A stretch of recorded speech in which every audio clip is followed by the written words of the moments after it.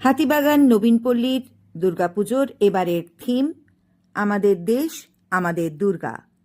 এবার হাতিবাগানের মণ্ডপে ভারত ছাড়ো আন্দোলনের বীরাঙ্গনারা।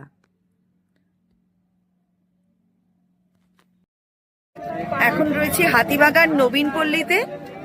সময় 3টে, একদম ভোর হয়ে এসছে, সকাল 3টে বাজে।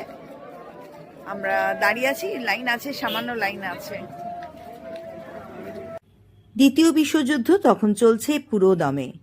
সেই পরিস্থিতিতে এদেশে গড়ে ওঠে ভারত ছাড়ো আন্দোলন, যে আন্দোলন ব্রিটিশ সিংহকে পর্যুদস্ত করে দিয়েছিল।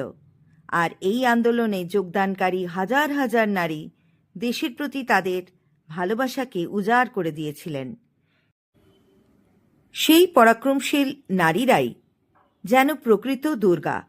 এবারের হাতিবাগান নবীনপল্লীর দুর্গাপুজোর ভাবনাও তাই এটাই, আমাদের দেশ আমাদের দুর্গা। স্মরণ করা হয়েছে সেদিনে সেই বীরাঙ্গনাদের, যাদের কারো কারো নাম হয়তো পরিচিত, আবার কারো নাম আজও যেন অজানা। 1942 থেকে 1944 ব্রিটিশ কর্তৃপক্ষের নিষ্ঠুর দমনপীড়ন নীতিকে উপেক্ষা করে সাধারণ মানুষের রক্তক্ষয়ী এই সংগ্রাম 200 বছরের ব্রিটিশ শাসনের ভিতকে নাড়িয়ে দিয়েছিল। আর সেই আন্দোলনে নারীদের সক্রিয় যোগদান ইতিহাসের পাতায় এক অনন্য নজির সৃষ্টি করে গিয়েছে।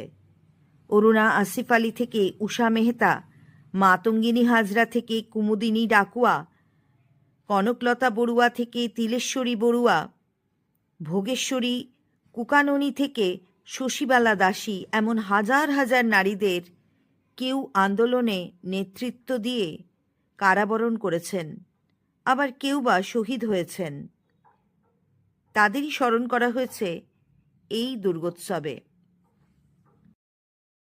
সত্যি তারাই তো প্রকৃত দুর্গা, যারা দেশের স্বার্থে অসুর শক্তিকে পরাস্ত করতে দেশের হয়ে ত্রিশূল ধরেন। চলো তাহলে আর একটু ভিড় ঠেলে দেখে নিই এখানকার দুর্গা প্রতিমা। মা দুর্গা কিন্তু এখানে একেবারে যুদ্ধে রত, যুদ্ধং দেহি। দেশের শত্রুকে শেষ করার জন্যে মা দুর্গারা অস্ত্র ধারণ করেছে। মধ্যেও একটা মজার ব্যাপার, এক্সিট গেটের মাথার উপরে গণেশ দাদাভাই বসে রয়েছে। সব মিলিয়ে কিন্তু একটা যুদ্ধের পরিবেশ।